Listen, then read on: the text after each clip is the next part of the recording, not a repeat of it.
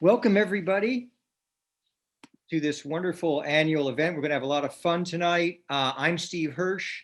I'm president of the Board of California Lawyers for the Arts.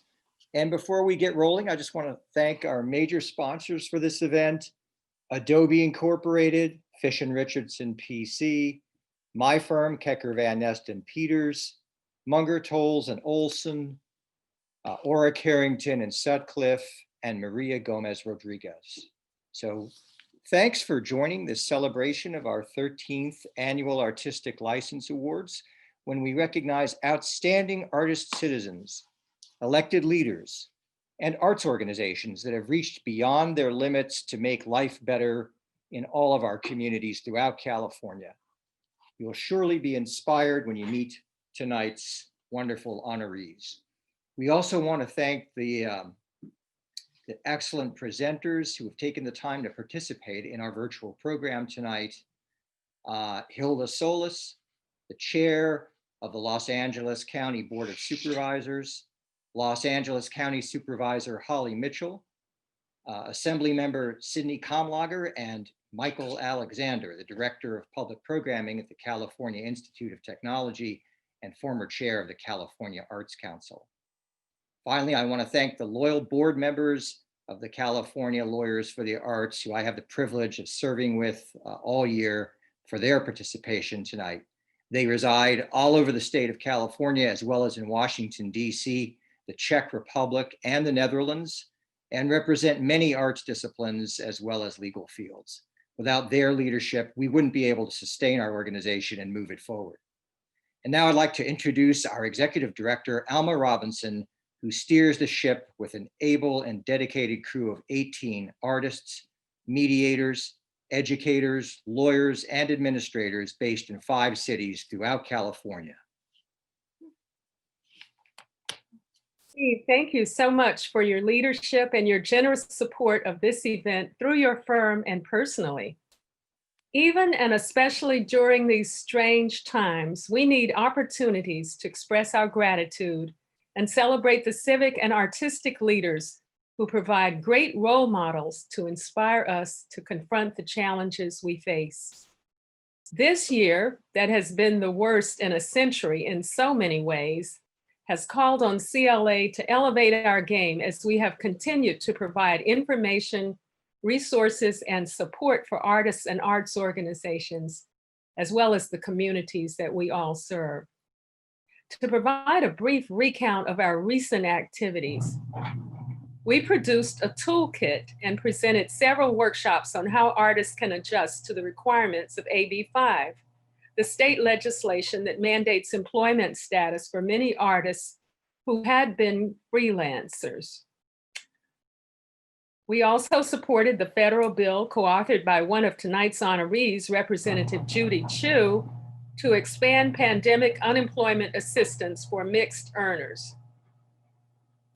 We have waived fees and provided free mediation services for COVID-related legal issues, including landlord-tenant disputes.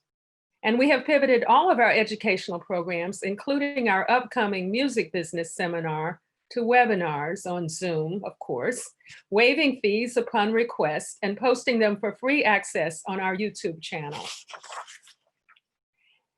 And paying it forward, we subsidized employment for 17 youth from low-income families in our Spotlight on the Arts program, where they have thrived with online workshops, college counseling, and summer and school year internships.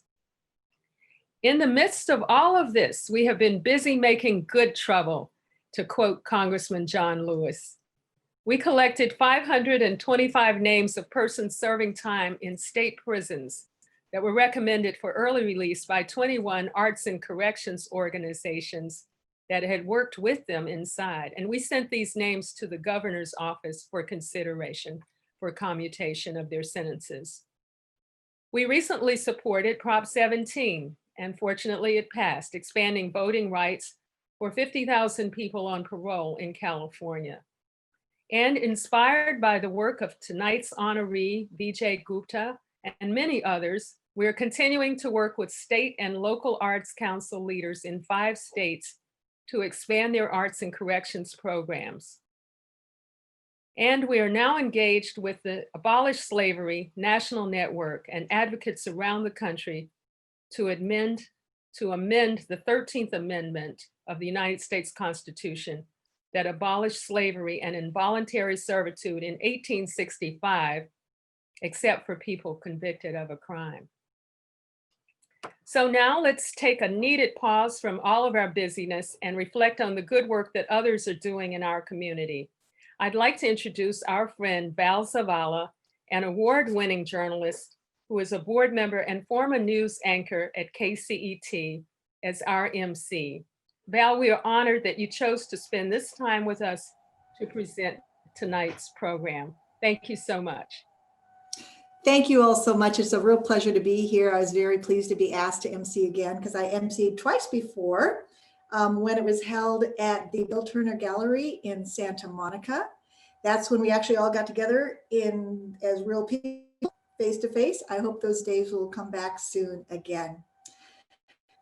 So tonight we celebrate California Lawyers for the Arts' breadth of services and its longevity by honoring some of the people and organizations who have contributed significantly to the success of the arts in our state. Many of you know that CLA provides legal counseling for artists and arts organizations. Well, it also provides alternative dispute resolution services to keep people on board. It has a stellar youth internship program and advocacy supporting arts funding and special initiatives such as arts in correctional facilities. But did you know that CLA, now 46 years old, went statewide in 1987? That's when the Bay Area Lawyers for the Arts joined forces with Volunteer Lawyers for the Arts in Los Angeles and became California Lawyers for the Arts. Today, the organization continues to thrive as a statewide organization with a national impact. And this evening, we will be honoring elected officials, U.S. Representative Judy Chu and State Senator Ben Allen, who have made significant contributions to the creative community. We're also honoring Vijay Gupta, a violinist who has committed his life to bringing music to our most disadvantaged people. And we're honoring artists, the residents of the Santa Fe Art College, their resilience in the face of relentless market pressures to give up their affordable live-work spaces. But first, let's hear from our host, William Turner. It's a virtual tour of the exquisite Black show, the exhibit of painting by Mark Stephen Greenfield. Full disclosure, that's my husband. And let's watch this video and take a look at Mark and Bill's work. Hi, everyone. Welcome. My name is William Turner, and it is a true honor and delight for me to welcome you to the Black Madonna exhibition with Mark Stephen Greenfield. You're going to get a virtual tour of an exhibition that was up in my gallery for about 2.5 months. And it was an exhibition that received a response unlike any that I've seen in my 30-year history of running the gallery. People would come and stay anywhere from 45 minutes to an hour and a half, looking intently at the many subjects and aspects of the work, and also talking about the issues that the work inspired, which is, I think, what every artist aspires to with an exhibition, is to have the work be a catalyst for that kind of shift in consciousness and dialogue and discussion and so on. And this show hit this out of the park in that way. And so I couldn't be happier that you'll get a little taste of that with Mark. And it's a real thrill for me to be able to share this with you, even though it's virtual and it's so much better in person. So I encourage you, if you are in Los Angeles or Santa Monica and you want to come and see the work in person, please visit the gallery, and I would love to show it to you. Enjoy and have a wonderful celebration of the California Lawyers for the Arts Artistic License Awards. Thank you. It's interesting, throughout the trajectory of my career, I've always addressed issues that deal with social justice, racial inequities. It's always been important to me to be didactic in many respects, because it's too easy as an artist to fall into the area of being self-indulgent. If your art can serve a purpose, it can edify, it can educate, it can illuminate certain situations. For me, it's incumbent to do those things. And so it's one of the reasons that my art has always been steeped in a certain level of politics.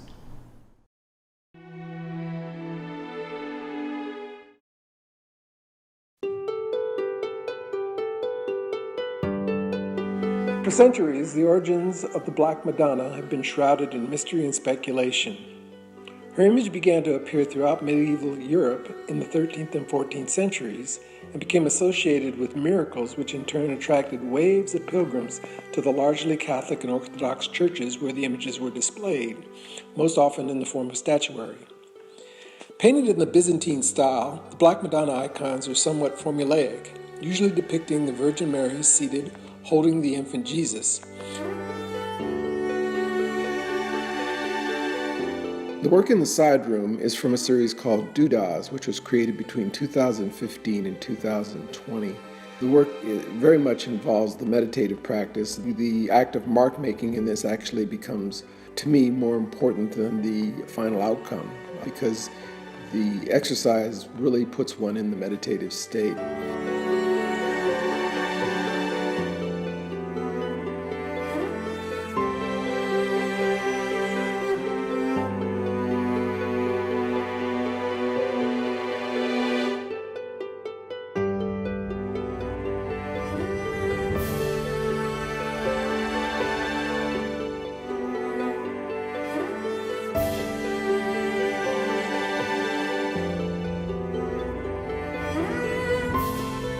In the absence of a definitive history, the Black Madonna's origins and purpose remain elusive.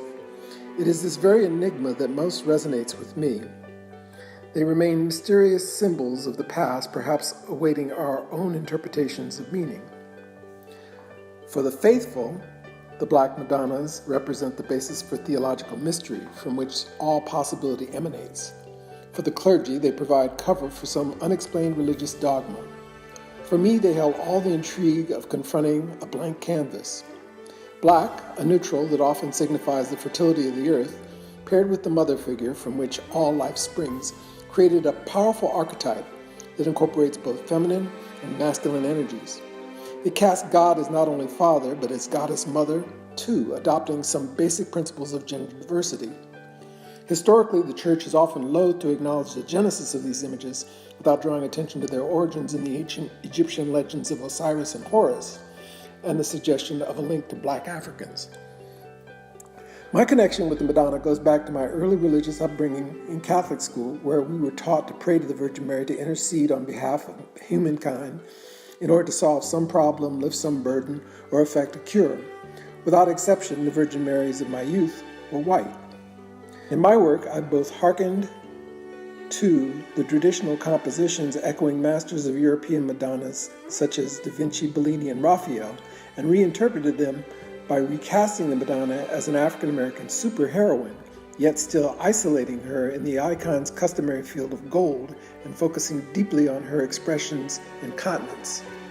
My reinterpretation of the Madonna also incorporates the circular and oval designs that have become signature elements in my work and are akin to automatic writing. They represent my characterizations of mantras used in Eastern meditative practices, and in these works suggest similarities between this practice and the recitation of the Rosary, itself something of a mantra. It is my hope that these Black Madonnas, like the icons so valued by the Church, will serve as both witnesses and teachers. They are intended to engage and subvert our expectations, reversing traditional roles. They provide contrast between unconditional love of mother and child, the dominant feature, and a backdrop of characters we come to associate with white supremacy, cast in the roles of victims. The suggested revenge fantasy exists in the darker regions of the subconscious in response to centuries of racial injustice. It is subdued by the higher aspiration that leads us towards a more saintly life. The effect is intended to be both disturbing and edifying. Fear of the other often devolves into mindless hatred, yet sometimes the path to empathy lies in the visualization of one's physical victimization, particularly when painted with symbols that have come to be associated with universal love. As during the Renaissance, when Black Madonnas first gained prominence, they serve as metaphors for a multitude of new beginnings.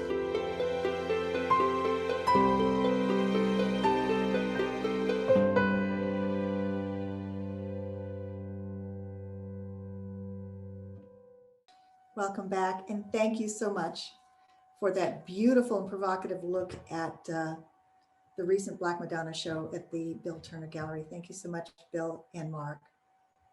And now we would like to begin our Artistic License Award presentations. Tonight we have the honor, make sure I'm unmuted, have the honor of recognizing Congresswoman Judy Chu for her significant leadership in advocating for the copyright protections of those in the creative industries by co-chairing the Congressional Creative Rights Caucus. Her award will be presented by Michael Alexander, the Director of Public Programming at Caltech and the former chair of the California Arts Council. Immediately following, we will honor the artists of the Santa Fe Art Colony for their fierce advocacy to protect and preserve the only rent-restricted artist in residence complex in Los Angeles. Tom Villa, the Secretary of the Tenants Association, will accept the award on behalf of the Art Colony. Now from the chair of the, and he will accept that award from the chair of the Los Angeles County Board of Supervisors, Hilda Solis.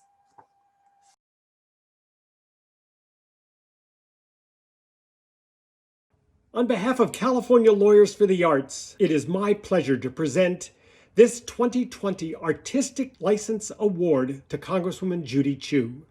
I'm Michael Alexander, the Director of Public Programming at Caltech, one of the nation's leading research and teaching institutions. And I know that Congresswoman Chu has to be proud that Caltech is in her district. I was asked to keep this short, so I cannot list all of the great things that she has done. But let me focus on why she is important to the cultural community. Representative Chu has always been a dependable leader supporting the many roles that the arts play in our communities, such as supporting funding for the National Endowment for the Arts, addressing issues of inclusivity, diversity, and equity, and working on legislation on the complex issues affecting gig workers. She is a co-founder and co-chair of the Congressional Creative Rights Caucus, which is a bipartisan effort dedicated to protecting the rights of content creators, thereby encouraging innovation and preserving the cultural integrity so American creators can thrive and continue to keep our country competitive in the global economy. This is certainly important to all of us in the arts. She also knows that arts people are second responders. After traumatic events, people seek the solace and healing that the arts provide while also benefiting from artists' unique interpretations of those events.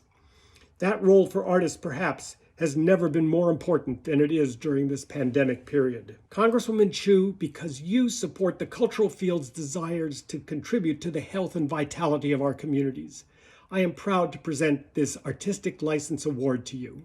Congratulations and thank you.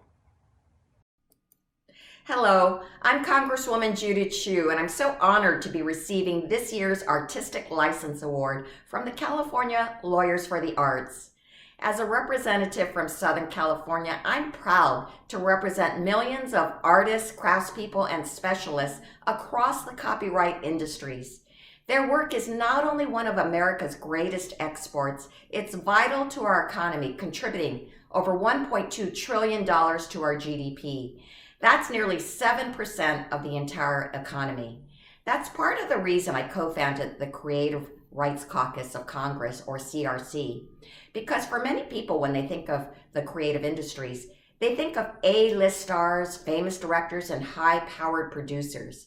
But we know the reality is that most of the people involved, from writers to musicians to craftspeople to technicians to stylists, are working Americans and depend on these paychecks just like every worker does. These jobs are so vital to our economy that the founders even included copyright protection in our Constitution. And that is why, as chair of the Congressional CRC, or the Creative Rights Caucus, I'm fighting for the strongest copyright protections in Congress.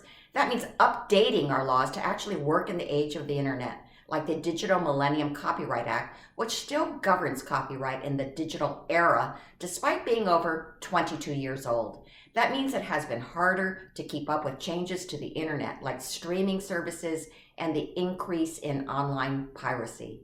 That's why I'm fighting to hold those who sell pirated material accountable, and why I want to make it easier for creators to be paid for their work and to stop theft of works they poured their energy and time into. By protecting IP against theft and piracy, we protect the millions of jobs in every state that depend on these industries. And these are the jobs we're going to be counting on when we get our economy moving again after this pandemic. So thank you for all that you do to help produce and protect works that shape our society. I'm proud to support your efforts, and I'm proud to be receiving this award today. Thank you.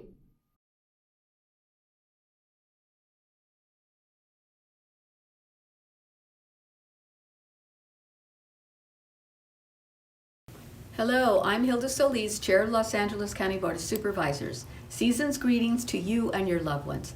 I know these times are certainly challenging, but I want you to know that the County of Los Angeles is with you.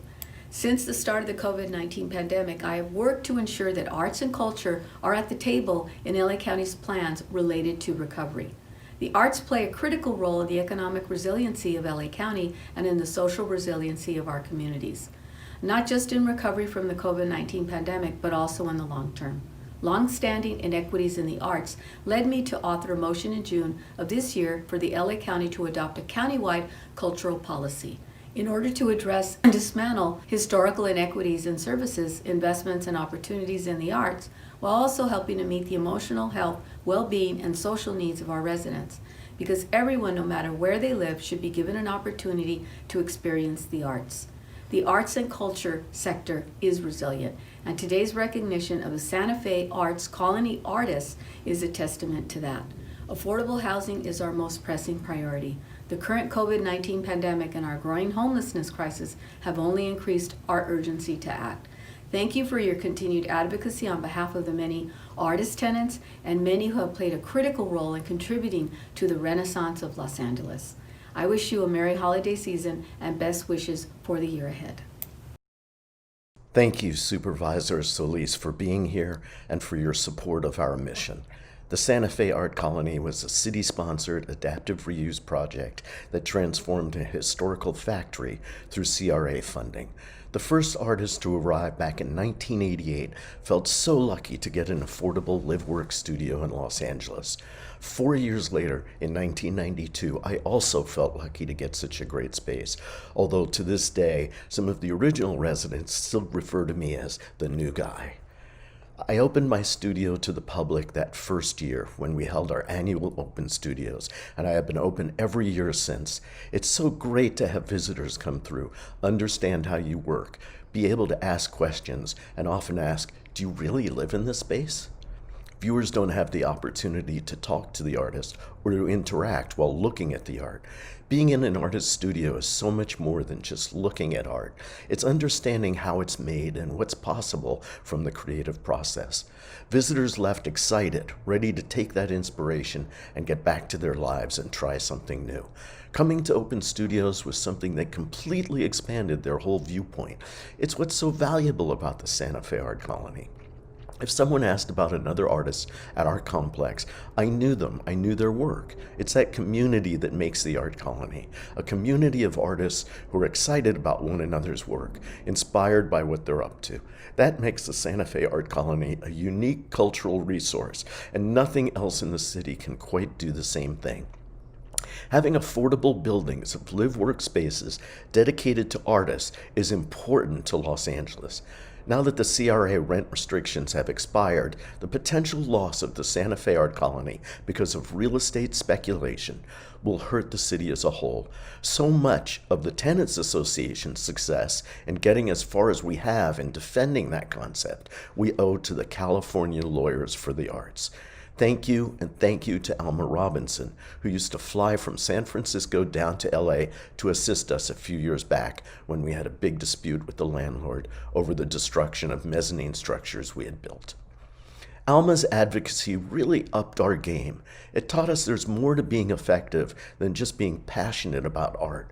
You also need allies who are passionate about what they do, who have expertise operating within a system.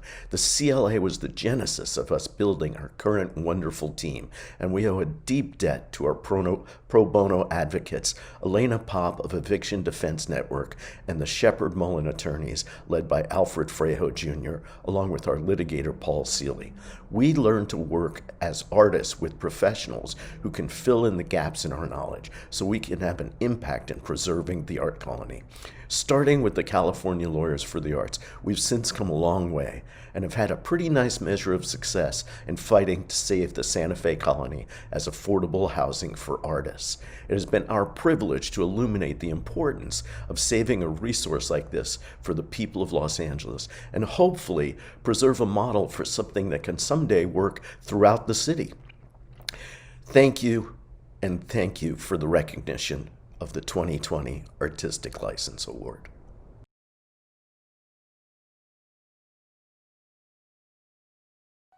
And thank you all. Congratulations, all of you, for an award well deserved. Our next honoree is Vijay Gupta, who will perform an excerpt from a stirring piece of music called When the Violin, composed by Rina Esmail. After his performance, we're delighted to honor Vijay with the Artistic License Award for his groundbreaking vision in founding Street Symphony, an organization committed to authentic engagement with disenfranchised communities. Vijay's award will be presented by the Los Angeles County Supervisor, Holly Mitchell. And last but far from least, CLA is thrilled to honor California State Senator Ben Allen, who serves as chair of the Legislative Joint Committee on the Arts and is a staunch advocate for arts programs in correctional institutions. Senator Allen's award will be presented by his friend and fellow legislator, Assemblymember Sidney Kamlager. Let's take a look.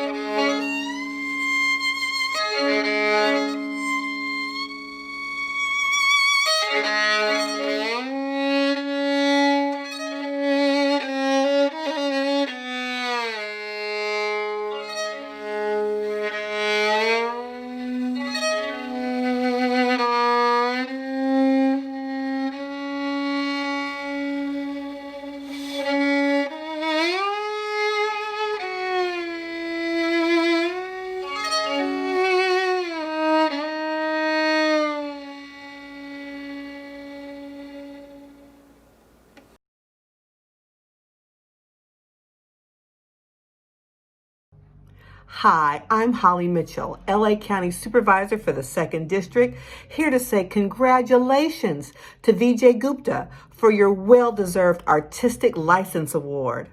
Thank you for all your work as the founder and artistic director of Street Symphony in helping to transform how we rehabilitate our brothers and sisters who've been incarcerated through music, creativity, and advocacy.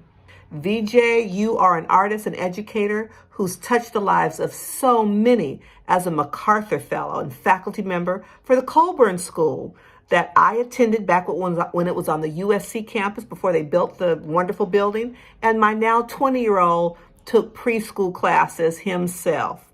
Since you became an acclaimed master performer at the age of 8, you've used music to inspire and move our society forward. Thank you for using your talent for the greater good. Tonight, I join California Lawyers for the Arts in honoring you. Congratulations. Good evening, everyone. I am so incredibly honored to be the recipient of this artistic license recognition from California Lawyers for the Arts. And truly receiving this recognition is impossible without acknowledging the community from which I draw my artistic inspiration and the community who is the community that keeps me accountable, that keeps me grounded, that keeps me responsive to my own artistic practice. I am taught by so many of my mentors in the Skid Row community of LA, which is truly one of the largest recovery and re-entry communities, not only in California, but truly across the United States. I'm taught by my mentors that showing up to a community is more than showing up to the fragments and shards of pain in that community. It is also showing up to the fragments and shards of pain within oneself. The artistic process the civic process and the process of justice itself is a relational process. It is a process where we understand that our liberation is bound up in the liberation of all people. The great indigenous teacher Lila Watson from the Muri tradition in Australia says, if you have come here to help me, you're wasting your time. But if you're here because your liberation is bound up in mine, then let's work together. And I'm so incredibly honored to work together with California Lawyers for the Arts to create a more whole, a more connected, and more relational world bound together by the arts. Thank you so much.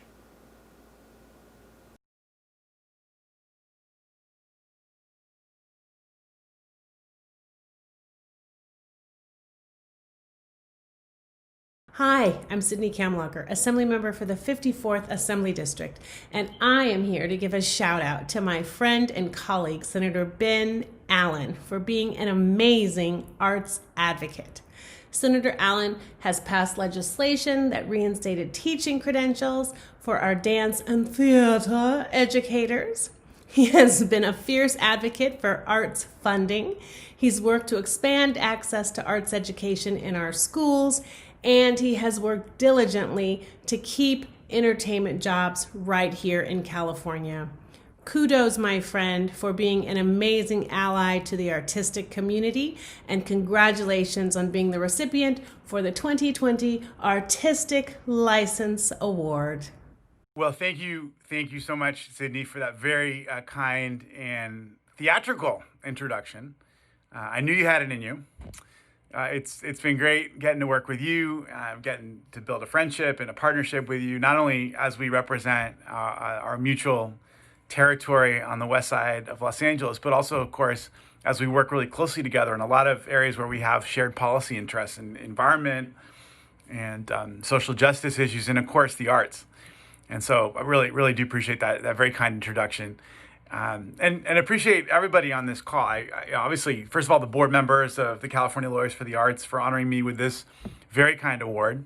I'm particularly impressed with all the work that the organization does, providing services to artists and arts educators and administrators and others in the field. I'm actually a lawyer myself and the son of an artist. So thank you for giving lawyers at least a little bit better name out there, and certainly in the arts world, and that'll help me with my mom. So I appreciate that. Obviously, let me give a couple shout outs. Alma Robinson, what an incredible person. 40 years with California Lawyers for the Arts, such a force of nature. I was really fortunate to join Alma in my district at an Arts and Corrections conference back in 2017, which was a really great experience for me. Got the chance to meet with and chat with some formerly incarcerated men and women whose lives were truly transformed while they were in prison by these arts programs. And it was a real, the conference and the conversations was a real confluence for me of important themes of equity and the arts, and of course social justice and rehabilitation, true rehabilitation. And so anyway, Alma is plays such an important role in helping to transform lives. And it's not just the people who are in the system. It's also, all the other people in their families and in their communities and the lives, their children, and the lives that are transformed by the fact that they come out of the correction system a little more healed and a little better prepared to land on their feet and build a different kind of life for themselves. And so it's such a privilege to share this special evening with you, Alma, and I just want to thank you for everything that you do. Someone else who's been incredibly impactful, Vijay Gupta, who of course has brought his music, incredible talents to the concert halls of some of the most prestigious concert halls in the world, and then of course the streets of Los Angeles and Skid Row, playing for homeless folks, bring beautiful music to some of our shelters. I personally was able to benefit from his beautiful music at an event that we had in the West Side relating to arts. I'll never forget that, Vijay. That was incredible, it's been an honor to get to know you and speak to you and get to hear from you and learn from you.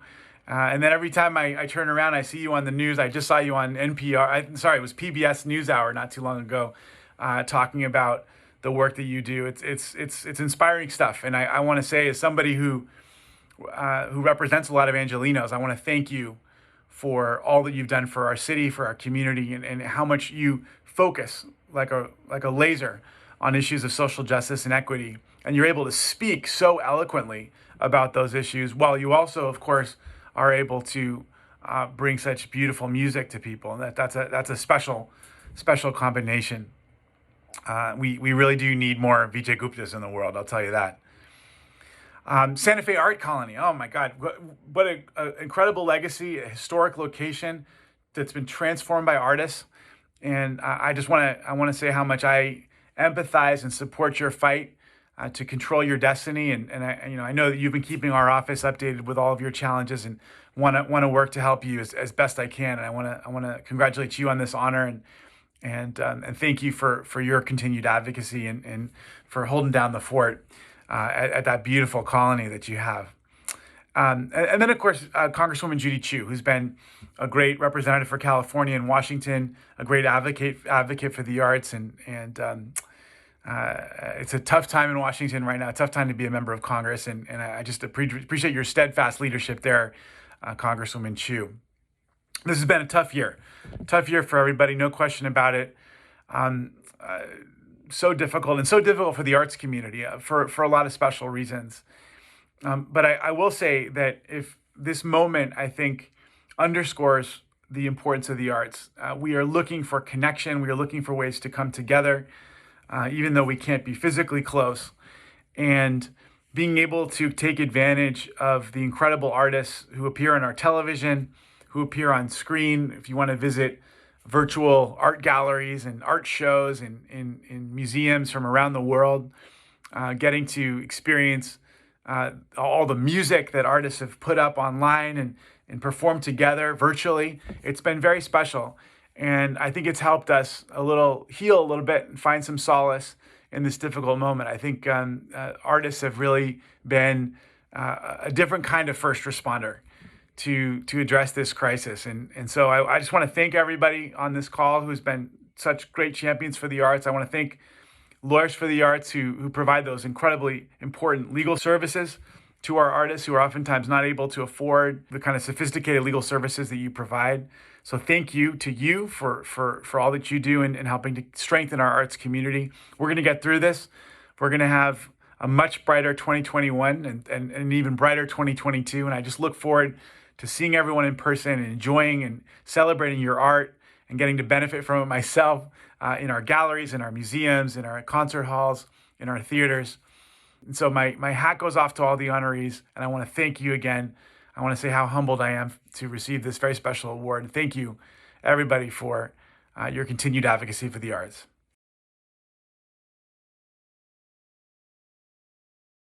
And thank you for all your work, and we look forward to hearing more from you in just a moment. It's truly inspiring for all of us to be in the presence of people who are so committed and make such a big difference in the arts. And now we will begin our discussion with our honorees. You've heard a little bit from them, but now it's a chance to hear more from them. I'm going to start with Congresswoman Judy Chu because she's on a very tight schedule. We want to respect her time. So is Congresswoman Chu with us here? If she could share her thoughts with us. Overall, of course, there's a huge issue regarding piracy. Piracy hurts everybody in the arts industry, everybody from the producers to the actors, but to especially the people who work in the industry every day, the sound technicians, the grips, the makeup artists. And so that's why I have fought the piracy, the kind of piracy that's been going on with certain measures. That's why I actually started the Congressional Creative Rights Caucus. And part of the reason that it has been unabated is because we have an ineffective system. We have something called the Digital Millennium Copyright Act, which governs the way we deal with copyright, but it's very, very ineffective. It was done 22 years ago. And all it does is say that when you see a pirated site, then you should make a notice for the transgressors to take it down. So they take it down, but they could actually set up another website. So that is the notice and takedown system. The Copyright Office just completed a huge study of this notice and takedown system of the Digital Millennium Copyright Act and determined it to be totally ineffective. So now there is grounds for us to try to have legislation that will make it appropriate for this modern age of the internet, because this law was made before the internet was at the level that it is right now. So that's one thing. The other issue that I have been very strong on is the CASE Act. And that is, if you see piracy and you take it to federal court, it's so expensive that most of your average artists can't do anything about it. It's about $400,000 per case. So I wanted to have a small claims court where you could bring your case yourself to that court, which would be basically housed in the Copyright Office and which would be adjudicated by people appointed by them. And so say you're a photographer, you have 10 pieces of photography that are being pirated. Well, you certainly can't afford a $400,000 fee per case. So this would allow you to bring the case yourself and get some justice. That's a great idea, because small claims court is a well-established and very effective opportunity for civilians on all sorts of issues. It only makes sense to make it available also to artists. Now, the other thing you're very involved is we're aware that you co-sponsored the Pandemic Mixed Earner Unemployment Assistance Act. Can you fill us in on what the status of it is, and maybe also explain to those who might not know what it is, what it's about? Yeah, well, let me talk about what is happening in Washington, D.C. right now, which is where I'm at right this minute, because tomorrow is our deadline for passing a bill, otherwise government shuts down. So it's gravely serious over here. And also what we're doing is negotiating a COVID relief bill, because so many things expire by the end of the year, including our unemployment insurance, but the forbearance on rents and on loan payments. There's just so much that would happen if we don't have this COVID relief bill. One of those things is unemployment checks. And one thing we did that was unique with this pandemic was to have the supplemental pandemic payment that was above what you would get in unemployment. And that was something that I pushed for. Why? Because of the artists out there, because they don't have traditional unemployment coming in to them. They don't have W-2 forms. They're independent contractors. And so this pandemic supplement was meant to help them, but it ran out. And so that's why we need to revive it in this COVID relief bill. Well, thank goodness it is in the bill. It would be an extra $300 per week for 10 weeks. And so thank goodness our gig workers, our independent contractors, which are basically our artists, they will be taken care of. I tried to even go further with my mixed income bill, because there's some artists out there that are independent contractors, but maybe they'd be hired by somebody for some short-term job. So they also have W-2 income. So they're what we call mixed income. And the way our system worked, basically, they ended up getting less than what they could have gotten if they were just straight one or the other. So I tried to fix this with my mixed income bill, which would have made them whole.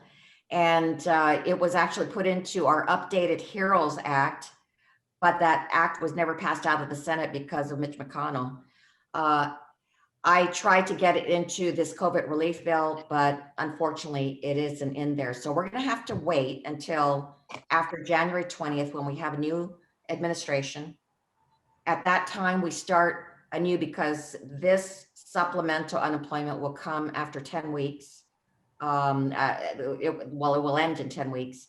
And so we start anew, and this is the time at which I hope we can have an unemployment system that will fully help our artists and other people out there that are independent contractors or mixed income workers. I also have to say there's something called the Save Our Stages Act, and it's to help those large performance venues that right now might not come back because of the pandemic. And so this is part of the COVID relief bill, and it is one of the points of contention right now. But it's venues like the Troubadour right now that nobody's coming in, so they have absolutely no way to pay the rent and keep their doors open. So that's the purpose of the Save Our Stages Act. It is part right now of the COVID relief bill. We hope it stays in there.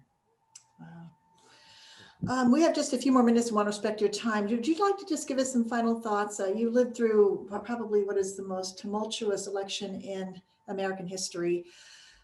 Deep sigh of relief, that we're looking forward to a new president, but there's still going to be some challenges. Well, what's your thoughts about the lay of the land ahead? We need to be able to deal with this COVID-19 pandemic. That's the most important thing, so that we can go back to enjoying the arts, so we can enjoy being with one another, and so we can enjoy having audiences. So that is the most important thing. And we need to have an administration that will ensure the vaccine gets out there to everybody, that it will get out there fairly, and that we will have confidence in the vaccine. But we also have to have a vigorous system of testing and contact tracing, because not everybody will be vaccinated right away. So this is very critical before we can do all the other things that we want to in order to get back to our regular lives. Well, thank you so much. We know your time is short and you have big issues on your plate, and it's just amazing you took time out to be with us tonight. We really appreciate all your work, and we wish you all the best, and we're behind you. Thank you so very much, Congresswoman Judy Chu. Thanks. Thank you. And now we would like to turn our attention to our other panelists. We have a chance to talk with them and get their thoughts on all sorts of issues. So with us now are Senator Ben Allen, Vijay Gupta of Street Symphony, and Tom Villa of Santa Fe Art Colony. And I'd like to ask each of you, from your own perspective, how this year, how has this whole crazy COVID year with all its shutdowns and restrictions, how has it impacted your work as an artist or your constituents who are artists? Let's see, I can start with almost anyone. Maybe start with Vijay. Hello, everyone. It's a real honor and privilege to be with you all. I wish, of course, that we could be together in person. And I just want to thank Supervisor Mitchell for taking the time to present this really wonderful honor. And it's so nice to see you, Senator Allen. And I see so many of my colleagues in the attendees: Craig Watson, Sombra Williams, Kristen Sakota. And this year I've been thinking more and more about balancing the multifaceted edges of creative practice with civic practice. I believe that artists are the next responders. And in a sense, the first response isn't complete.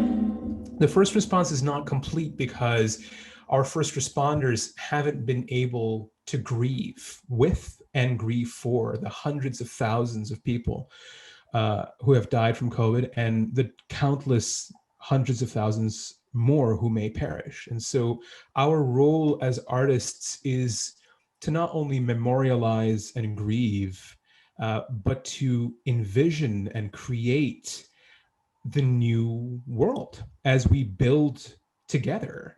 Our work is both accountable to a community of practice and to our own personal aesthetics. And so this year has been finding this balance. I think for a lot of artists through the devastation this year has been an incredible blessing in disguise, because we have been able to go into our artistic practices with more renewed vigor than we ever have before.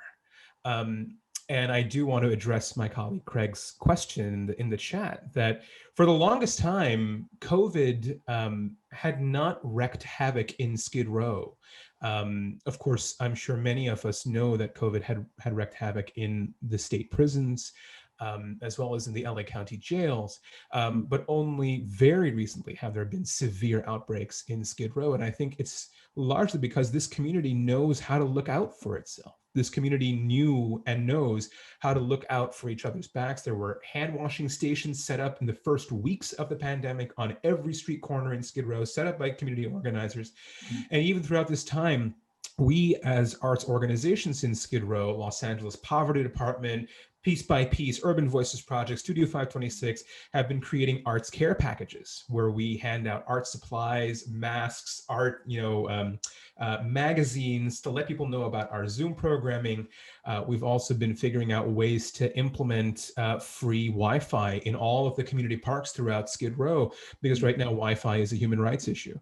And more than that, we have been in this time of holding up a mirror to ourselves in this creative practice of what is the world we envision and how will we practice and embody that connected artistic world with each other.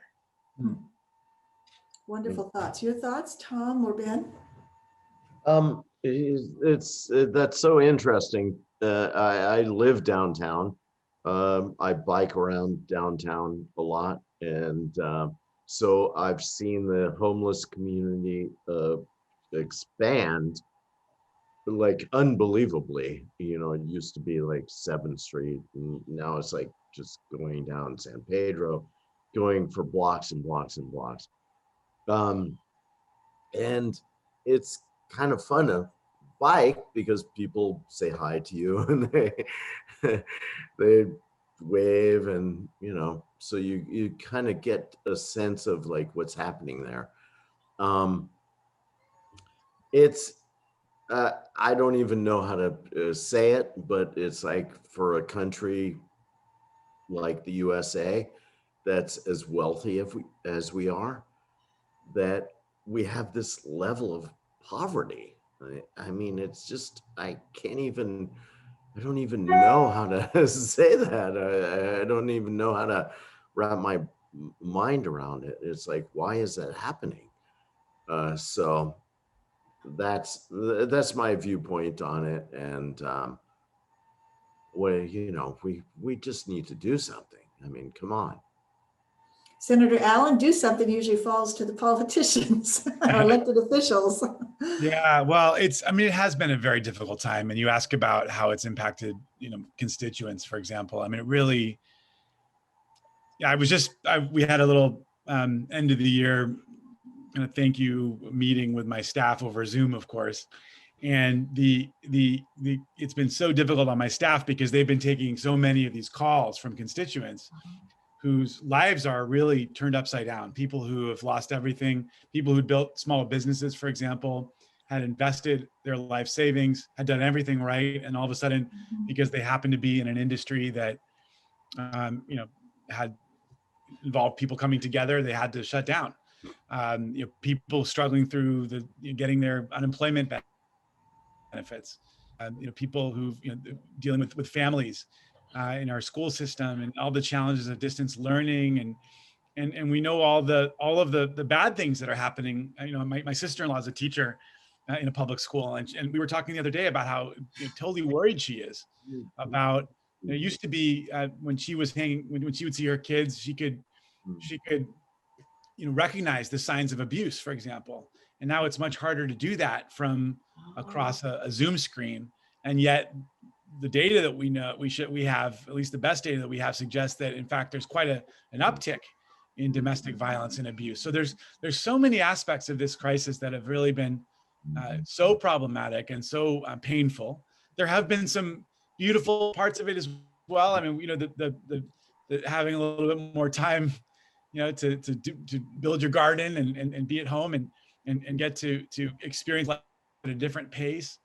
So there's certainly, there have been some silver linings, but I will tell you, it's been a very difficult time to be in government because we're, especially for those of us who really want to be responsive and engaged and good representatives, we feel the pain of our constituents, and we hear of that pain all the time. I mean, our phones are always flooded with calls related to complications. So when you talk about how we need to work on these issues, there's no question about it. I hope that one thing this crisis will do is in the sense that it tapped the brakes on our society and our fast pace, our capitalist system that just continues to go. Maybe it will force a certain amount of reflection, a certain amount of consideration of what is truly important to us. And I do hope that the sort of society that we build coming out of this crisis will be more equal, more just, more sustainable. That's my hope. I will say we're all going to have to be vigilant to make sure that that's the case. If anything, this crisis has actually exacerbated disparities. We have quite a significant surplus now at the state government, just because the wealthiest among us have actually done pretty well.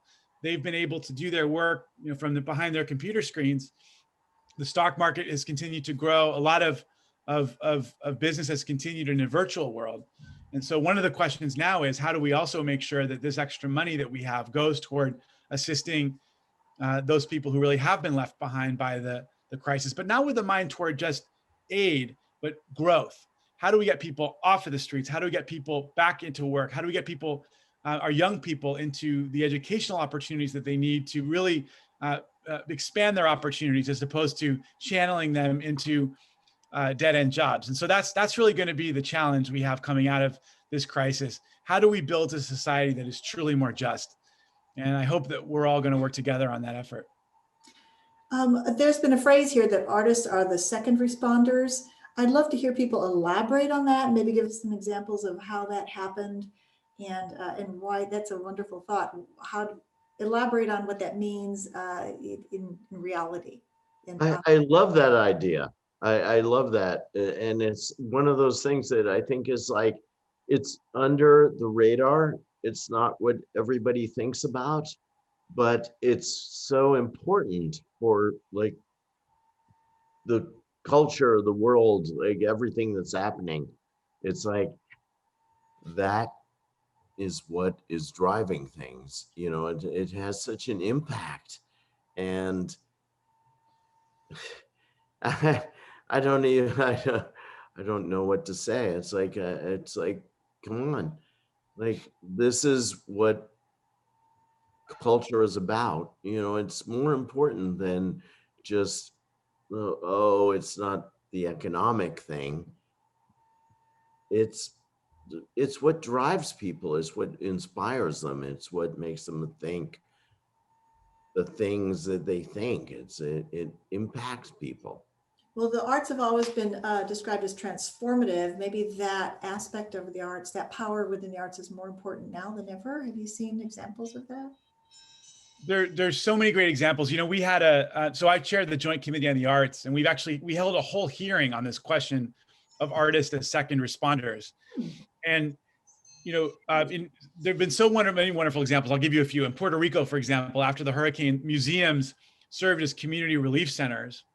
But there was also an arts and cultural aspect to the programming, which seems, which may seem funny initially, but if you look at in California, in Paradise, in Malibu, and Sonoma, after these fires devastated the communities, obviously the first responders are the firefighters, they're the medical practitioners, etc. But once they go, and once the fire is put out and the broken legs are set, how do you truly heal a community? It's through the healing power of the arts. And artists went into those fire devastated communities. Many of those artists, of course, had suffered great loss themselves, and they organized benefit concerts.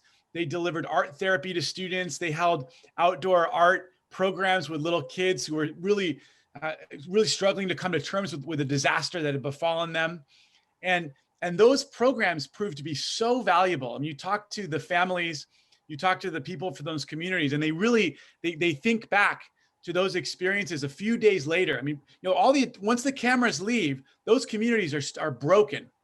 How do you get them rebuilt? Obviously, you got to rebuild the homes and all those processes, but the souls of these people, the souls of the communities, the only way you really address that is through the healing power of faith, perhaps, but also through art.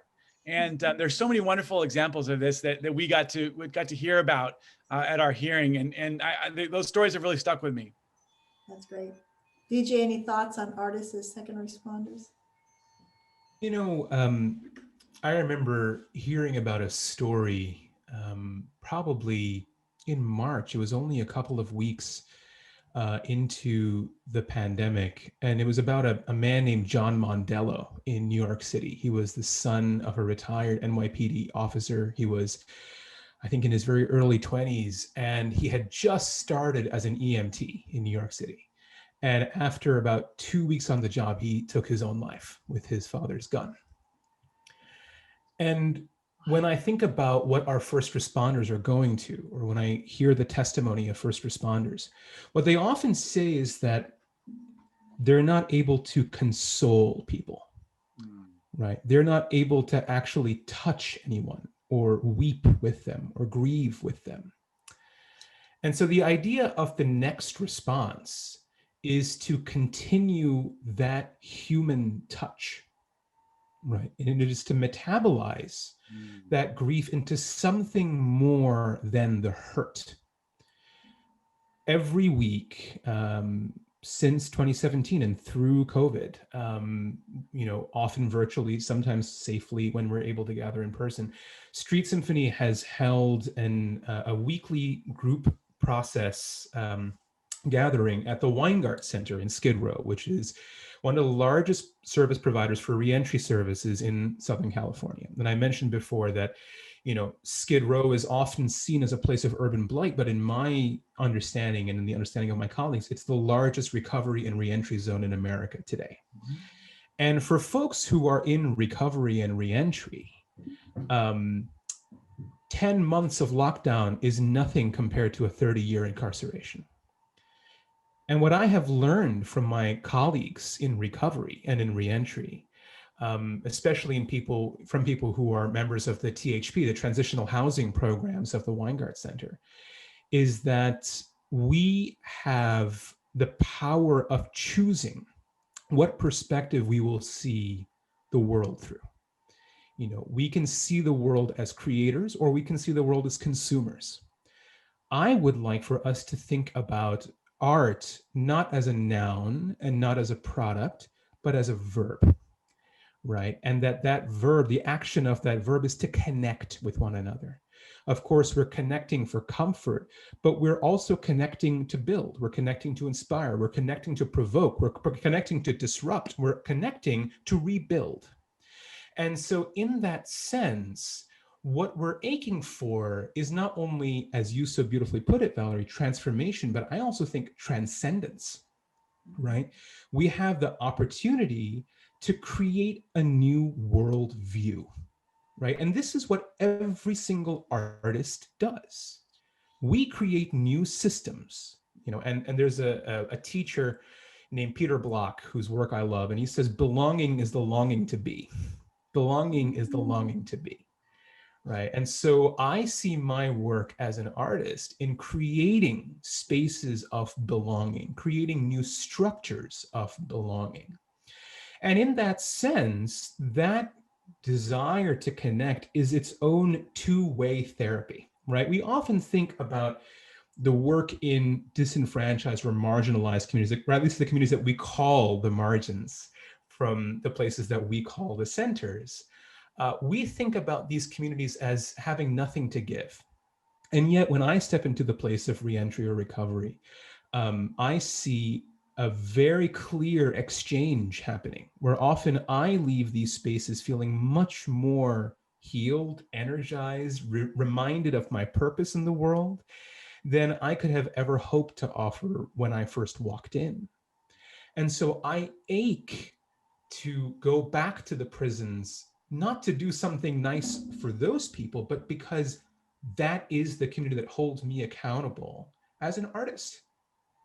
That's where I find my humanity. That's my relational laboratory. So I ache and hope that we find more meaningful, intentional laboratories to connect and be in relation to one another. And in the meantime, before we can gather, let's get clear about the relationship with the person who is staring back at us from the little green dot on our screen, or the person who looks back at us in the mirror every day. This time is about self-confrontation. And our creative practices are a way for us to confront ourselves with the terror and anguish and absolute joy of all that we get to create. And so that's a challenge to all of us sitting here. Go find your own creative habit and make your world. That's beautifully, beautifully said. I want to touch base now with Tom and ask him, one of the biggest challenges, has been just the crazy real estate market and the incredible rise in housing costs and rent. What is the outlook now? Because has the pandemic tamped down the rents at all? I know, at least in my neighborhood, it has not brought housing prices down for buyers, but I'm not sure what the rental market is. I'm hearing it's softened in San Francisco. Has things gotten a little bit better for artists trying to find affordable places to rent? It's softened a little bit, but it's still really high. So it's like, artists need spaces that are affordable, where they can live and work, and that gives them like kind of freedom to like try new things, experiment, or try whatever, like it gives them freedom. So it's like, yes, it's come down a little bit, but it's still really high. And do you consider that still one of the biggest challenges, economic challenges for artists these days? Well, it's like driving artists out of Los Angeles. Like they're all moving to Joshua Tree or somewhere, I've heard that. Yeah. like they're all like, and I think it's really important to have artists in Los Angeles. You need to have people in the city who are involved in what's happening in the city and who are able to then kind of put it back in their art. So it's like if they're all not here, then you don't have that. You've lost that whole kind of intellectual, kind of circle of thinking about things, like looking at stuff. Like artists look at what's happening now, and if you lose that, I don't know. Yeah. What is that? You've lost everything, I think. Exactly. And Senator Allen, from a legislative front, what do you see? How do we ensure equity in arts education? And of course, that goes back to budgets for the arts. And what are the most pressing challenges you see facing the arts community in LA, but also in the Bay Area as well, or in California? Arts equity is such an enormous challenge. There's no question that that in previous downturns, as schools received less money, more impoverished schools tended to jettison their arts programs, and those that were wealthier were able to keep them.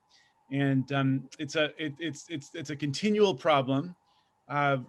We've held hearings on it. We've actually, there's been a lot of debates about how to force this issue more aggressively on the school districts. There's a lot of good language in law that allows for local community activists to, to press and push back against cuts to arts when they happen. We've done some things like restoring several critical teaching credentials, for example, for various types of arts educators, to make sure that there's more trained arts educators out in all of our schools, but it does remain a problem. And I think it's a cultural issue. And I think it's an issue that we're going to continue to push at the legislative level too. I mean, really try to push our districts to not think of the arts as expendable. There are a lot of major issues that we're facing. I mean, some of them have been raised by Mr. Villa. I mean, we obviously are concerned about the sheer expenses associated with being an artist. It's becoming increasingly difficult for artists to find affordable places to live and work. We had, the ghost ship fire, of course, was a really profound example of how much this affordability crisis actually could turn deadly. Because as artists try to cut corners and find ways to live and work in cities, sometimes that will lead to unlicensed buildings and folks not taking care of their electrical systems. And look at the tragedy that happened there. And I think we do worry about similar kinds of things happening elsewhere in some of our more industrial districts where artists are coming and creating and working. So that certainly is an important issue.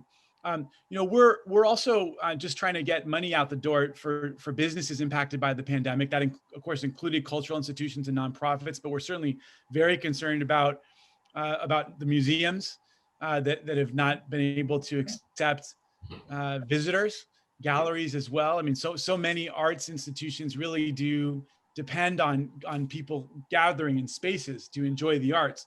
I don't have to, obviously the theater, music worlds as well. And so these are industries that are really suffering. And the question is, how do we make sure that we keep them afloat? Hopefully this federal money will come down that the Congresswoman talked about. That will get some more money out the door and assist those industries that have been so impacted by the pandemic. There is conversation right now about how some of the additional state monies can do the same. So I think that's really the trick right now. How do we make sure that we get supports out there for our creative communities that have been so impacted by the pandemic and basically keep them on their feet, or at least keep them above water until the pandemic ends, so that so that they don't go destitute. And so I think that's really the issue that we're the biggest issue that we're facing right now for the arts community as policymakers. Got it. There is another question I want to get to. It's a little technical, actually it sounds like a question for a lawyer. So I don't know, but it says federal law protects composers and lyricists, but musicians who record music don't get residuals when their music is played on radio or used in other markets. Are there any efforts underway to extend rights to musicians that exist, the same rights that exist in other countries? So this is a federal law. I guess it has to do with residuals, copyright. Any response to this? I'm not sure if any of you feel like it's in your bailiwick or not. If not, we can move on. But I just did want to get that in because somebody sent that in. I'm sure there's a member of the organization who's got a good answer for this, because I think this question was posted in the Congresswoman's presentation, but certainly it would seem like something that Judy would be pretty involved with. Yeah, I think so. I just wanted to recognize I did get that question. I'm sorry we didn't get an answer, but that's what CLA is for.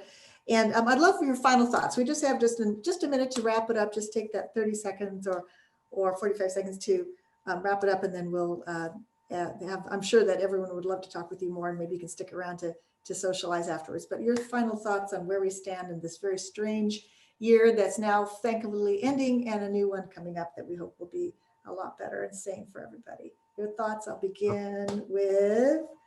I think that, we should really look at Los Angeles and continuing the Santa Fe Art Colony and continuing like something like that throughout the city. I mean, it's not that hard. I mean, we did it once. Let's do it again. So I would like some support from everybody involved in government, fundraising to step in there. Like, let's keep doing this. It's like such a valuable thing for the city. Agreed. Senator Allen? Yeah, besides a broad message of hope and resilience, let's come together. Let's get through this. Let's we're so close to the end of the tunnel, and yet we're seeing this terrible surge in cases here in Los Angeles. We've now gone down to 0% ICU capacity. So please continue to take this problem seriously, but recognize that this is not an endless crisis. The vaccine is already started its distribution, and we're there's a light at the end of the tunnel, and it's very clear. And that's a good thing. I mean, that's not something that we could have said with a straight face a few months ago. Exactly. But then there's a more eternal message, I guess, for people. And I would be remiss if I missed this opportunity. For those of us who love and care about the arts, I really do think it's up to us. And we, of course, have a lot of lawyers on the call. We also have a lot of people who have interacted with lawyers. We have some sophisticated people here. It's so important that the arts be injected. We've talked, even in this conversation, we've talked about so many tangible ways that the arts help our society heal, and help our society be better. And yet it always strikes me how little the arts break into the political conversation. And I just ask the folks on this Zoom to think about ways that they can help to elevate the importance of the arts in their local communities, in government. Before if you ever meet a politician, ask them, what are you going to do to help the arts? Before you contribute to a politician, ask them about what they're going to do to help the arts. Show up, advocate for bills and policy proposals, and continue to support organizations like California Lawyers for the Arts that do such good advocacy work. There's so many interest groups that push and pull at the levers of government all the time, and artists are oftentimes not inclined that way, right? I mean, artists are soulful people. They don't want to get involved in the messiness and the grittiness of politics sometimes. And yet, I think as a result, sometimes the interests of the arts end up playing second fiddle, no pun intended, Vijay, to other causes. And so I just want to encourage you to continue your advocacy. It's so vitally important, and will help those of us in the legislature and elsewhere who really do care about arts funding, for example, to have a stronger base from which to advocate. Thank you. And I can see that Vijay is going to give the final word in his most beautiful language of all, music. Thank you. Thanks, Valerie. I'm aware of the fact that it's the penultimate night of Hanukkah. And I'm thinking about a phrase from Leonard Cohen's Hallelujah that I love so much. He says, "There's a blaze of light in every word. It doesn't matter which you heard, the holy or the broken hallelujah." This can be a time of broken hallelujahs, and there are holy ones still among us. And so I would urge us to listen and look for the holy. Continue to look for it. It's still there. If you go out and if you live in the northern hemisphere and you have clear skies tonight, go and look towards the southwest, because there's a miracle happening in the skies right now. Saturn and Jupiter are getting closer and closer to each other, and there's an amazing crescent moon. And this might have been what people saw as the Christmas star. It only happens every several hundred years, and of all the years that it's happening, it's happening this year. And so we have a lot to find holy in the terrible mother COVID. In my Hindu upbringing, we worship Ma Kali, the goddess of destruction and chaos, who creates the space and breadth for something new. And so let's continue to listen for the holy while we mourn the broken. This is an arrangement of Leonard Cohen's Hallelujah, written by my incredible collaborative partner and wife, Rina Esmail, who is not only on this call, she's in the other room listening. And I want to acknowledge as well the California Arts Council and the County Commission on the Arts here in Los Angeles that have provided so much incredible support for the organizations that have continued bringing work to and the joy of the arts to communities throughout Los Angeles during this time. And lastly, of course, to California Lawyers for the Arts for this beautiful event.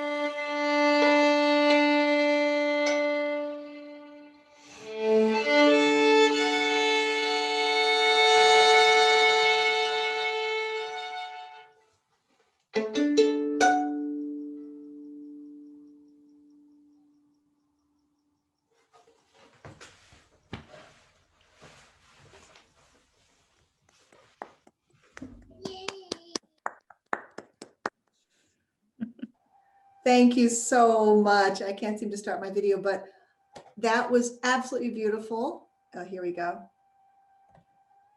Beautiful. One of my favorite songs of all times. I think one of the more soulful songs in the repertoire of Leonard Cohen. And you did a gorgeous, gorgeous rendition of that. Tears to my eyes, and thank you, thank you, thank you. Thanks all of you, the panelists, for your thoughts, for your time, for your hard work, for your compassion. And now I am going to turn the program back to the woman who makes all this work so well, the CLA's Executive Director, Alma Robinson. Alma, pass it to you.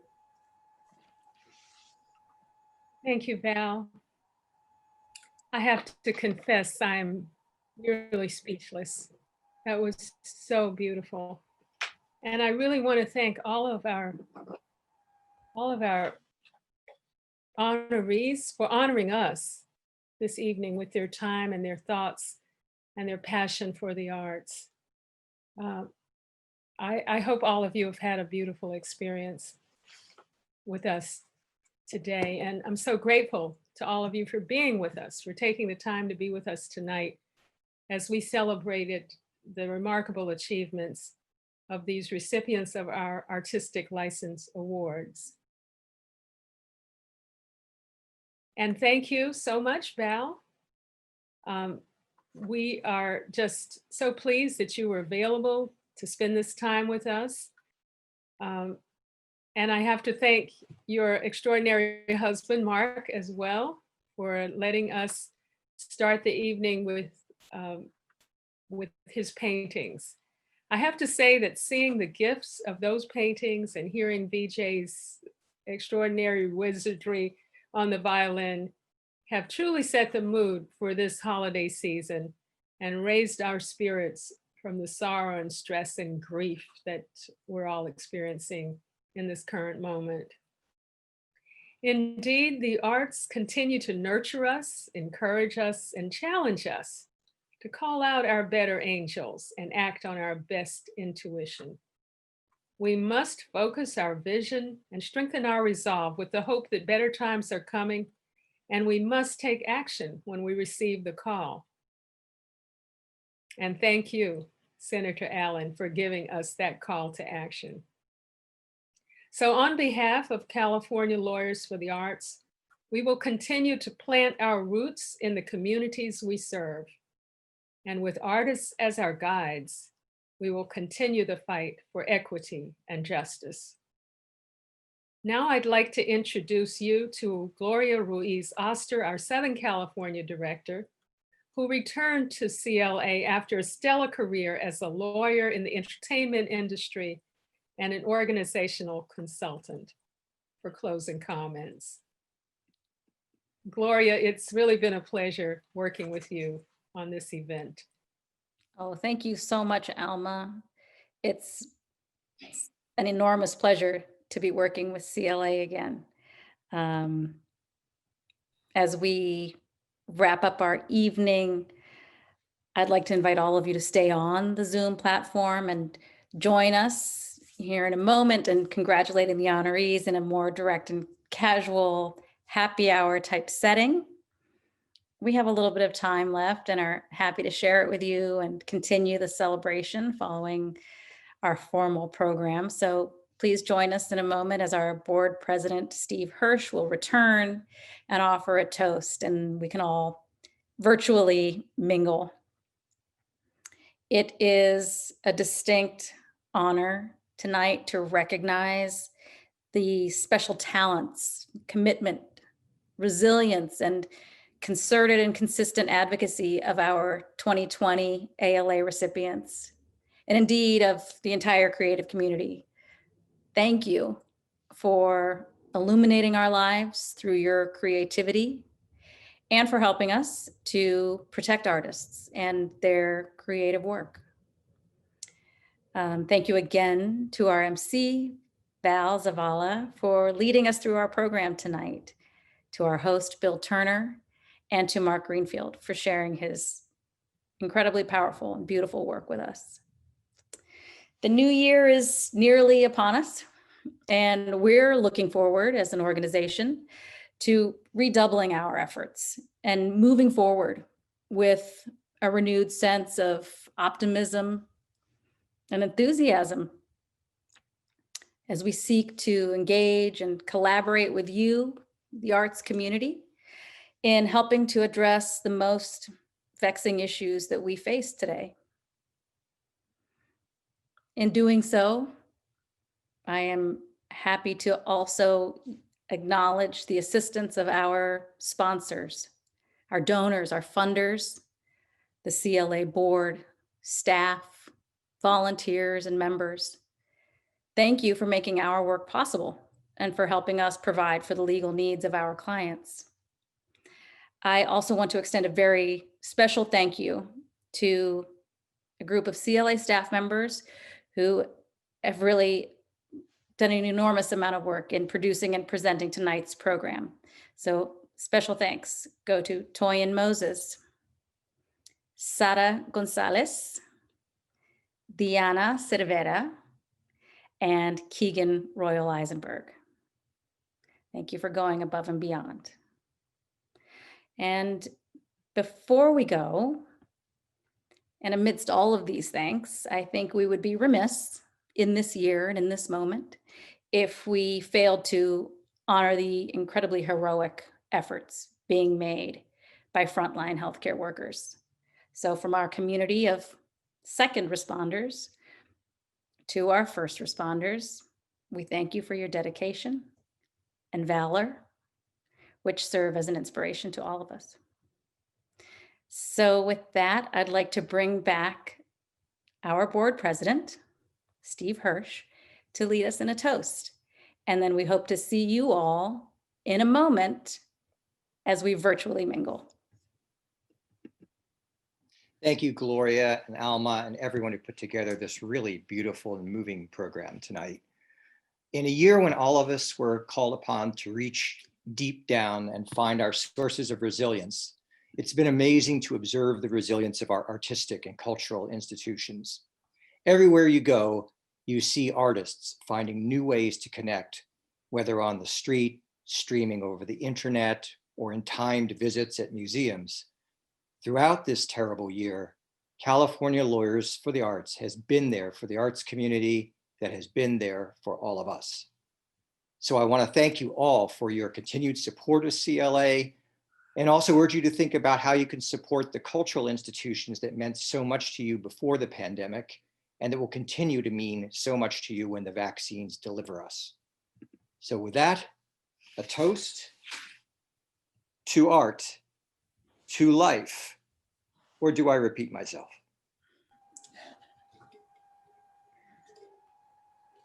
Cheers. Super, Steve. Thank you so much for that. Is everyone unmuted so they can talk to each other? Yeah. I think we're starting that process so that we can all see one another Love and to talk see to one all another, people here. really engage.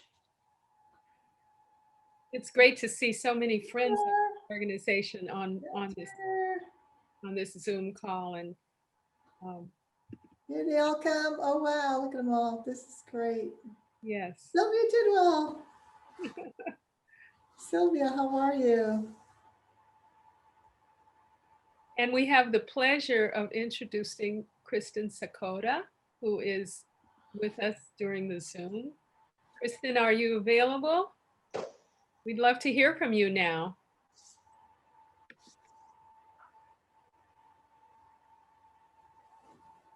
She may just need a moment. Yeah, give me 1 second. I might have to, we're in the middle of putting everyone in the, no. Oh, sure. Oh, there she is. Let me. Oh, there we go. There we go. Are you able to hear me? Yes. Excellent. Well, thank you so much for inviting me, and Alma and Gloria and the entire organization. And I'm just privileged to be able to lend one more voice to congratulate all of the honorees. I'll just say that as somebody who, in my current role now as director of the LA County Department of Arts and Culture, we really see our work as advancing arts, culture, and creativity as integral to civic life in so many ways that were illuminated by all the speakers and presenters tonight. And as a former artist, as well as attorney, and now arts administrator, I know how those things can connect. And so applaud that wonderful work and all the multifaceted ways that everyone supports the arts. So congratulations again on the evening, and safe and happy holidays to all. You're not in the picture. Thank you so much, Kristen. And thanks for all you do on behalf of the arts in LA County.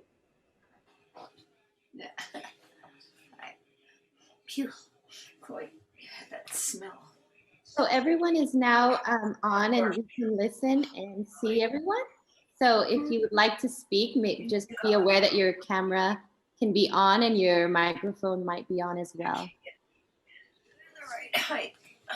Yeah, this is Urwak here, and I just wanted to say what a fantastic program. Excellent, well done, and just so beautiful. You know, with this whole COVID situation, as we all know, the key thing is human connection. Yet the way was so authentic, so raw, so organic, and connected. It just really well put together. It felt like I was directly in the room, truly connecting, and felt even more intimate than I would say certain situations where everyone's in the room and you still don't necessarily feel as connected. So thank you. Job well done, LA, and job well done overall, CLA. This was great. Well, thank you, Uduak, and I will introduce you as a member of our board of directors who lives in Sacramento. So thanks for joining us. The pandemic has brought us this gift of Zoom, and we are able to connect in a new way, which we have certainly enjoyed the benefits of that tonight. Stinks.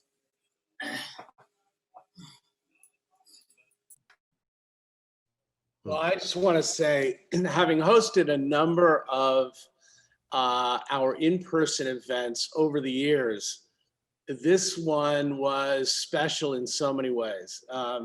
I think it was the most efficiently timed one. The speakers were great and concise and really moving. I was moved and emotionally really engaged by what everyone said about the value and power of the arts, and couldn't be prouder to be part of this organization and this event. So maybe we are entering a whole new virtual territory of doing this.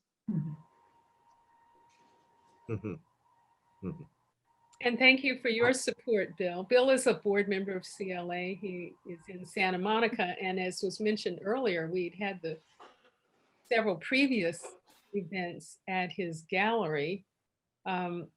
So you were very loyal to help us and guide and direct us to doing this virtually. And really thank you for your support, your technical assistance, as well as providing the video of Mark's show and really opening your home to us.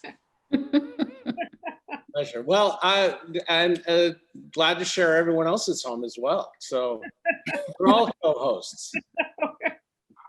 Bill, this is Grace Bergen, the former president of CLA, and I wanted to just say, I have some very nice artwork in the background here, but I wanted to thank Steve Hirsch for taking over the presidency of CLA and relieving me of the duty of trying to figure out how to do the Zoom thing.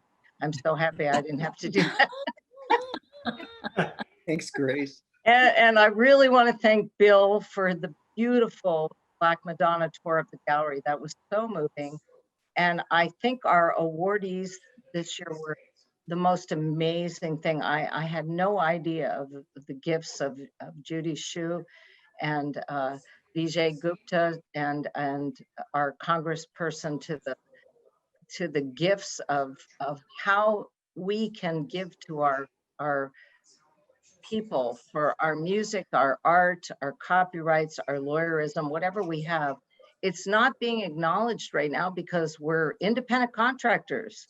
And I think Judy Chu's bill in January, we have to all really get behind that. And I thank everyone who put this program on, especially Alma, who I revere as the leader of this organization. And thank you, Alma, and everyone who helped to put this on tonight. Thank you. We have a great team, and one of the things that has come to us through the last 8 months of working together is that we're working together more effectively across the state than we ever have before, out of necessity. And so it's really been an incredible gift to us that we are, today, for example, we were working with team members in Berkeley and San Diego, LA, San Francisco, and Sacramento. And so we're really pulling it together. And I'm so proud of our board of directors. We had a number of board members on this call, on this Zoom meeting. Many of them were sponsors and VIP, bought VIP tickets, as did you, Grace. And I see our friend Jerry Bryant as well, who is a sponsor. And so everybody pitched in for this. I see Sylvia Tidwell and wonder if she'd like to add something. She's been out busy with wanting to save the studios at Santa Fe Art Colony. Sylvia, would you like to say something? We're so happy that we were able to work with you to pull this together. Sylvia. I think I'm unmuted. Is that all right? Can you hear me? Yes. Yes. Hello, everyone. I'm so grateful to every person who's on this call tonight. Even though I couldn't see you at first, there you are. And this has been a convening of people who understand the saving power of the arts. And the arts teach us that we're not alone. And I feel very, very not alone tonight with everyone on the call. And the program was beautiful, Alma. And as the president of the Tenants Association at the Santa Fe Art Colony, I want to thank you again, as Tom did. We wouldn't be here without you having started off assisting us with our fight to save the art colony. And we're facing an existential crisis now. The rents have been raised astronomically, and we're fighting to keep the colony affordable and for the city. And so it's a hard fight, but one worth fighting, and we're so grateful for all the support. And tonight I'm especially grateful for the community I feel from all of you. And let me just put it bluntly, the love I feel from all of you. Thank you for saying that. I don't think I deserve quite that much credit, Sylvia, but in the spirit of love and generosity, I'm just so happy that you've continued to maintain our friendship. And it's really remarkable the amount of courage you have demonstrated through these years. I really think that you are a force of nature.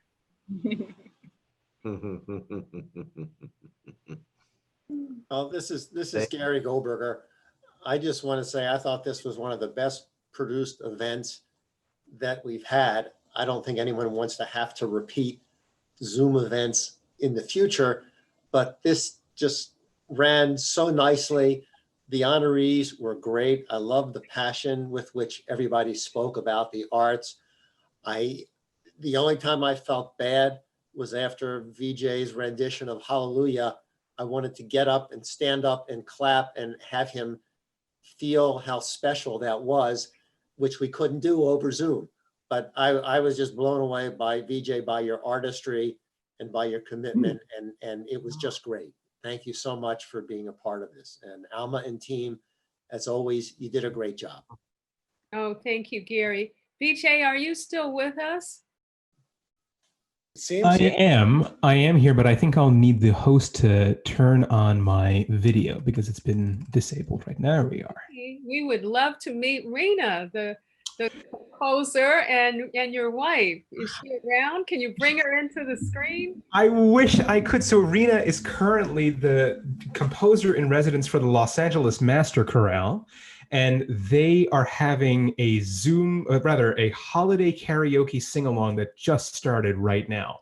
So she stayed on as long as she could, and she's literally on another call right now in this moment. So Gary, thank you so much. That's incredibly kind of you to say. And Alma, we all need to echo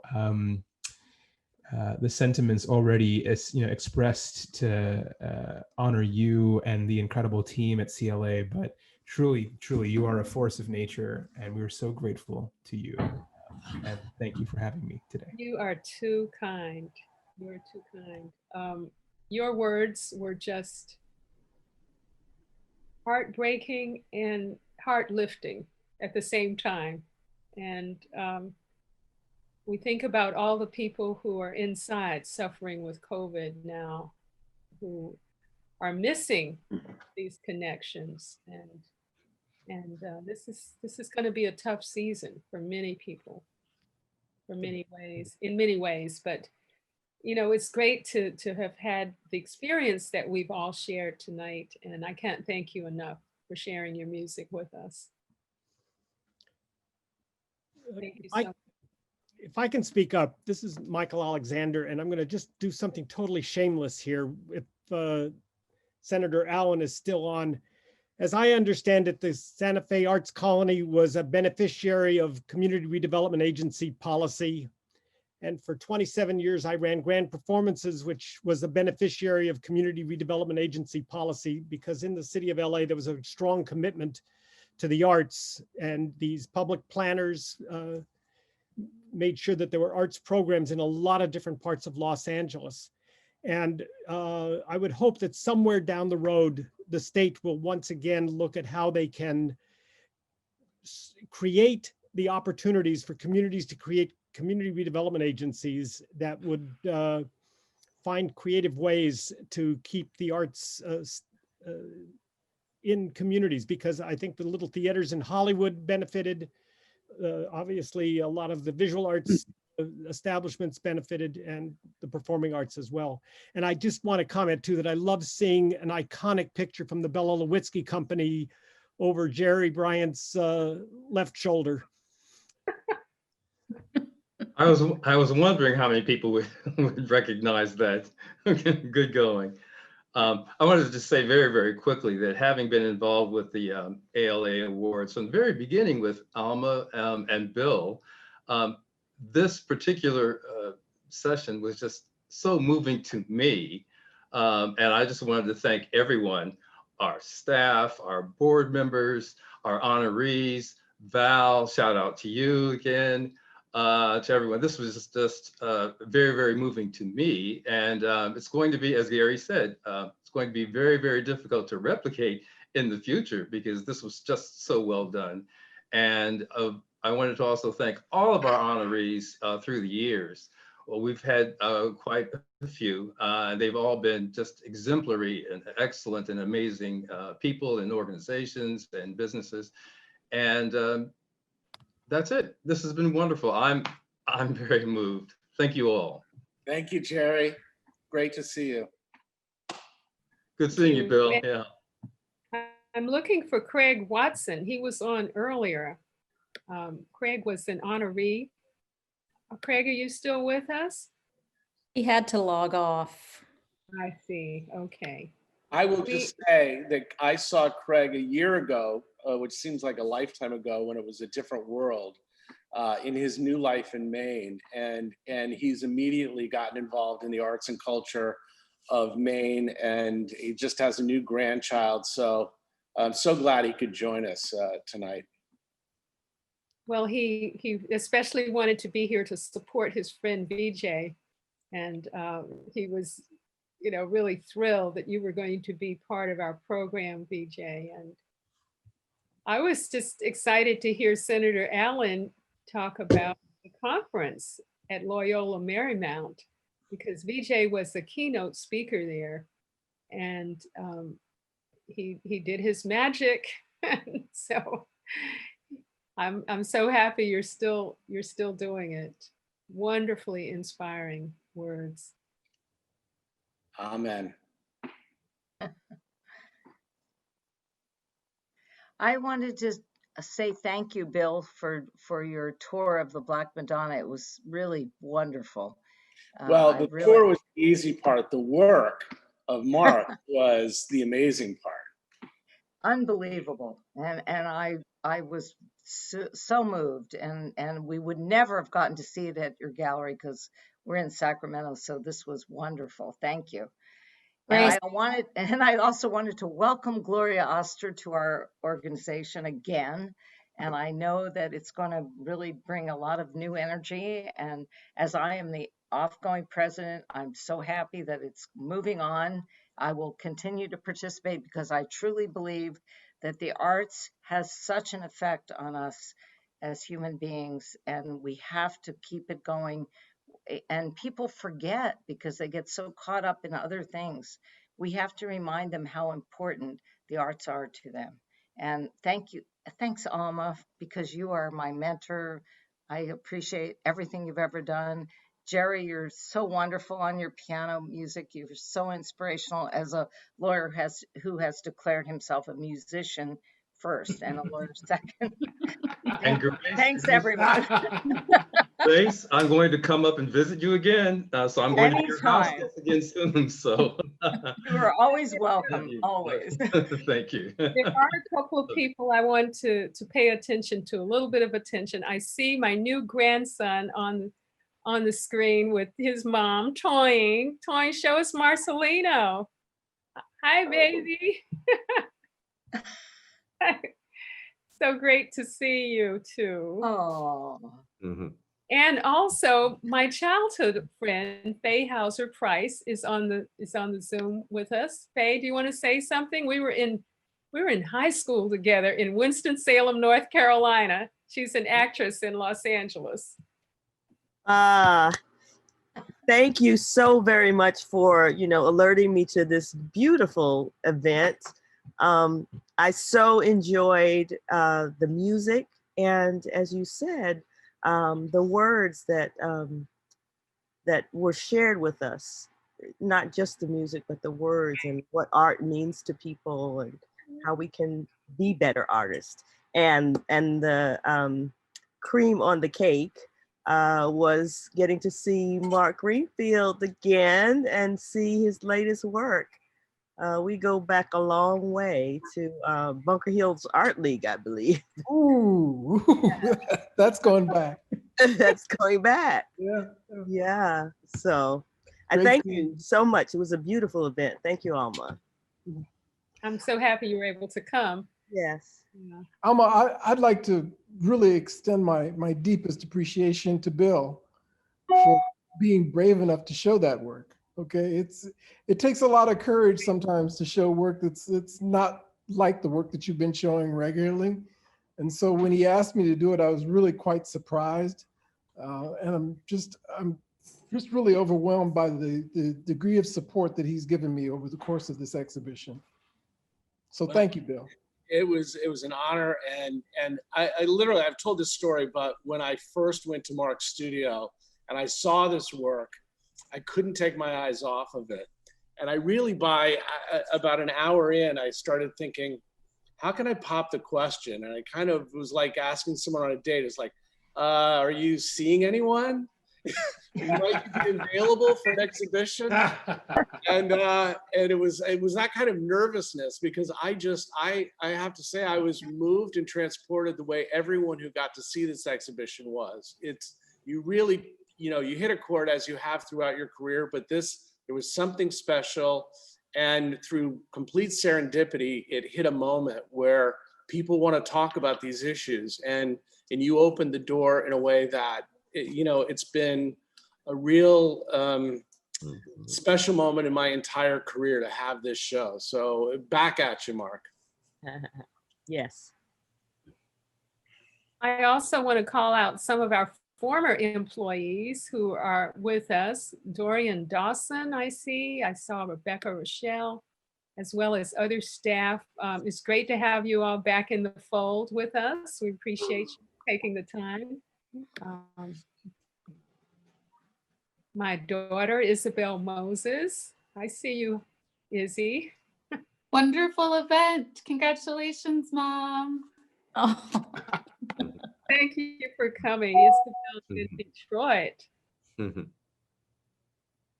And Luan Nguyen, did I say it right, Luan? Hi. You did say it right. Thank you for inviting me. It was so beautiful. I've been hanging out with politicians all the time, and but the artists, You all blow my mind, and it was amazing. And clearly there's so much love here, and it's so wonderful to be a part of seeing all of that and being in the presence of that. Terrific. That's great. And we're going to be on a call tomorrow morning at 8 o'clock with the Abolish Slavery National Network, which Isabel introduced me to through her friend Kamau Allen. So I'm looking forward to working with you on this project, Luan. I really look forward to working with you too, and it's just so exciting. Thank you for being a visionary.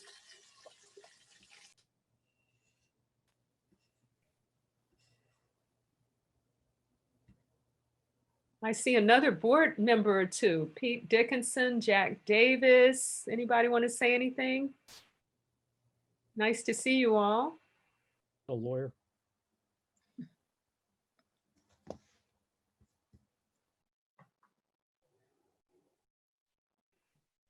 Elma, I'd Jack, like to. you're muted. Sorry if I interrupted. You speaking, Jack?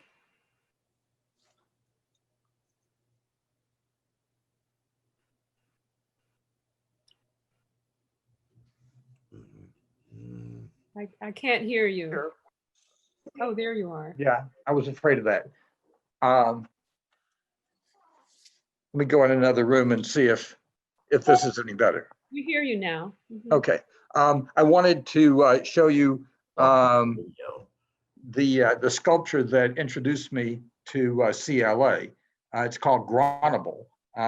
It's a sculpture by Richard Mayer that he made in 1969. And at a meeting to discuss the defense, the first defense of the California Resale Royalties Act, we had the meeting at Richard's house, and I saw this amazing sculpture, which I'll show you when I get back into the living room. And it just amazed me and really transported me. And I was in love with the sculpture for 30, 40 years before I was able to buy it from Richard. Richard passed away a couple of years ago, but Groundable lives on and will longer than pretty much any of us. I was not able to join the ceremony until just before Vijay Gupta began singing, and I have to say, I don't think I've ever heard a more moving, more profound, more beautiful song than the one he sang. Even performed by Leonard Cohen or other people. But it was, Vijay, thank you. It was just wonderful. And that's all I have to say, but I'm going to give you a better look at Groundable as I go back into the front room. Okay. Thanks, Jack. Anybody else? We're about to wind this up. We have another couple of board members. I see MJ Bogotten. He's been a real fighter for artists' rights and has helped us with a lot of pro bono work, as has Jack and Steve and many others who are on our board of directors. Just can't thank our board enough. Yes, she does. Bo, did you want to say hello?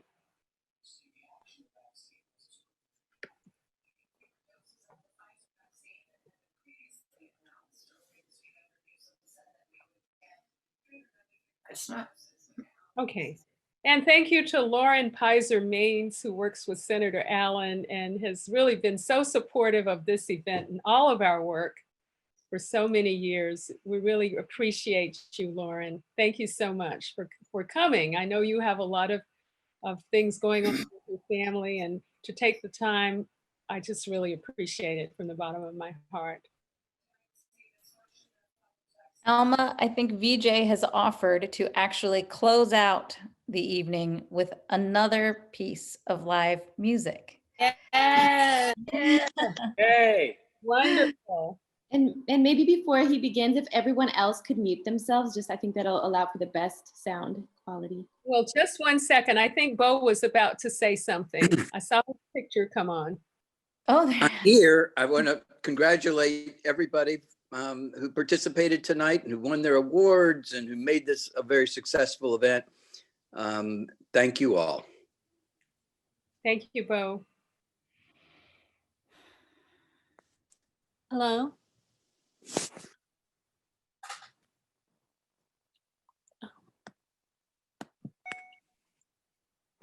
Hello? Well, this is for Alma. Oh. Yay. Everyone mute.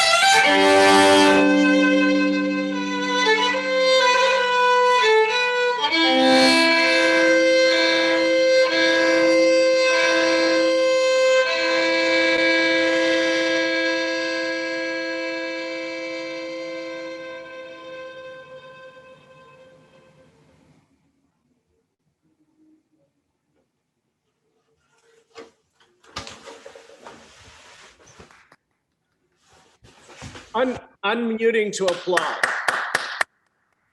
Thank you so much. This has been extremely Vijay, thank you. Beautiful. Katie. Really special. On that final note. Happy holidays. Happy holidays, everyone. Thank you so much for joining us.